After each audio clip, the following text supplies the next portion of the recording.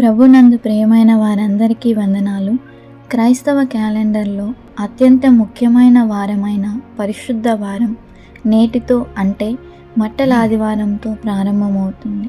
అసలు యేసు ప్రభువు యెరూషలేములోనికి ప్రవేశించినప్పుడు ప్రజలు మట్టలనే ఎందుకు పట్టుకున్నారు?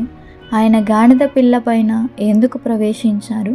ఈ వీడియోలో మట్టల ఆదివారం వెనుక ఉన్న అద్భుతమైన ఆధ్యాత్మిక సత్యాలను తెలుసుకుందాం. వీడియోని చివరి వరకు చూడండి. మట్టల ఆదివారం అనేది కేవలం ఒక ఊరేగింపు కాదు, ఇది వందల ఏళ్ల క్రితం చెప్పబడిన ఒక ప్రవచన నెరవేర్పు. జకర్యా గ్రంథం 9వ అధ్యాయం 9వ వచనంలో ప్రవక్త ఇలా చెప్పారు: నీ రాజు నీ యొద్దకు వచ్చుచున్నాడు, ఆయన దీనుడనై గాడిదను గాడిద పిల్లనెక్కి వచ్చుచున్నాడు. యేసు ప్రభువు తన దైవత్వాన్ని చాటుకోవడానికి గుర్రం మీద సైన్యంతో రాలేదు. ఆయన శాంతికి దీనత్వానికి గుర్తుగా గాడిదను ఎంచుకున్నారు. లోకపు రాజులు యుద్ధం ద్వారా జయించాలని చూస్తే మన ప్రభువు ప్రేమతో దీనత్వంతో హృదయాలను జయించడానికి వచ్చారు.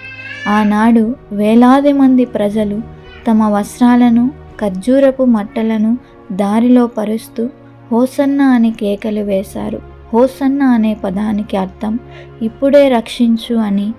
వారు తమను రోమా పాలన నుండి రక్షించే రాజకీయ రాజుగా యేసును చూశారు. కానీ యేసు వారిని శాశ్వతమైన పాపం నుండి మరణం నుండి రక్షించే లోకరక్షకుడిగా వచ్చారు.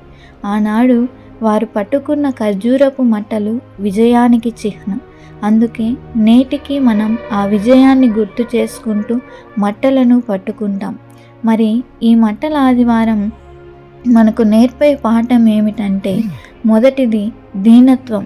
దేవాతి దేవుడే గాడిద పిల్లపై వెళ్ళారంటే మనం ఎంత తగ్గించుకోవాలో ఆలోచించండి. రెండవది హృదయంలో చోటు. ఆనాడు యెరూషలేము వీధులలో ఆయనను ఆహ్వానించినట్లే ఈరోజు మీ హృదయంలో ఆయనకు చోటు ఇస్తున్నారా? యేసు ప్రభువు కేవలం ఒకరోజు ఊరేగింపు కోసం రాలేదు, మన నిత్య జీవం కోసం శిలువపై అడుగులు వేయడానికి ఆ ప్రవేశం చేశారు. ఈ వారం మనం ఆయన త్యాగాన్ని ధ్యానించాలి. ప్రియమైన వారులారా, ఈ మట్టల ఆదివారం మీ జీవితాలలో కొత్త నిరీక్షణను నింపాలని కోరుకుంటున్నాను. ఈ సందేశం మీకు నచ్చినట్లయితే వీడియోని లైక్ చేయండి మరియు మీ స్నేహితులతో సంఘ సభ్యులతో పంచుకోండి. ఇలాంటి మరిన్ని ఆధ్యాత్మిక సందేశాల కోసం మన ఛానల్ని సబ్స్క్రైబ్ చేయడం మర్చిపోకండి. ప్రభు మిమ్మల్ని దీవించునుగాక. అందరికీ మట్టల ఆదివారం శుభాకాంక్షలు. ఆమెన్.